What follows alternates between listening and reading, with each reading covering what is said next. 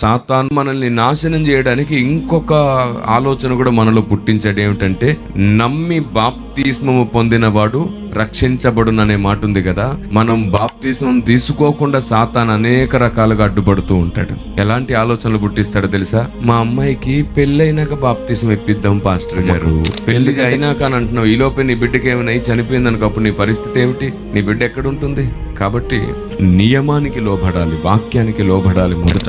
ఆయన పెళ్లికి పేరట బాప్తిస్మల్ని వాయిదా వేస్తుంటారు కొందరు ఏమంటారంటే, నేను 10th క్లాస్ పాస్ అయితే బాప్తిస్మం తీసుకుంటా. బాప్తిస్మానికి 10th క్లాస్కి ఏంటి సంబంధం?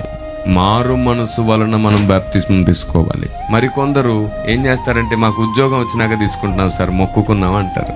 ఈ మొక్కుడు మనుషులు కొందరు ఉన్నారు క్రైస్తవ సమాజంలో కదా. ఇంకొందరేమో మా ఫ్రెండ్ తీసుకున్నప్పుడు తీసుకుంటాను, ఇంకొందరేమో మా అన్న తీసుకున్నప్పుడు తీసుకుంటాను. ఇలా పిచ్చి పిచ్చి కారణాలు అన్నట్టు పెట్టుకుంటున్నారు.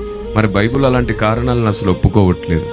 నేను పాపిని అని నీకు స్పృహ కలిగినప్పుడు, నా పాప విమోచకుడు యేసే అని నీకు అర్థమైనప్పుడు, ఆయనే సకల సృష్టికర్త అని తెలిసినప్పుడు, రక్షణ పొందుటకు నేనేమి చెయ్యాలని నువ్వు వెంటనే అడగాలి కదా. మీకు తెలుసా, బైబిల్లో ఇప్పటి వరకు ఒక్కరోజు కూడా ఆలస్యం చేయలేదంట బాప్తిజం తీసుకోవడానికి ఎవరు. వారికి రక్షణ అర్థమైనాక, వారి పాపస్థితి అర్థమైనాక, విడుదల క్రీస్తు వల్లే ఉందని తెలిసిన తర్వాత వెంటనే అడిగారు, అయ్యా మేము రక్షణ పొందుటకు ఏమి చెయ్యవలెను?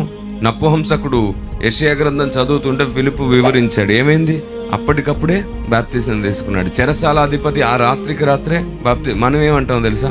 ఒక 6 నెలలు మందిరానికి వచ్చి బాగా ఉండి ఆ తర్వాత మంచోడు అనిపించుకొని బాప్తిజం తీసుకో. నేనంటాను, మరి 6 నెలలు బాగుండి బాప్తిజం తీసుకున్న తర్వాత చచ్చేదాకా బాగుంటావని గ్యారంటీ ఇస్తావా?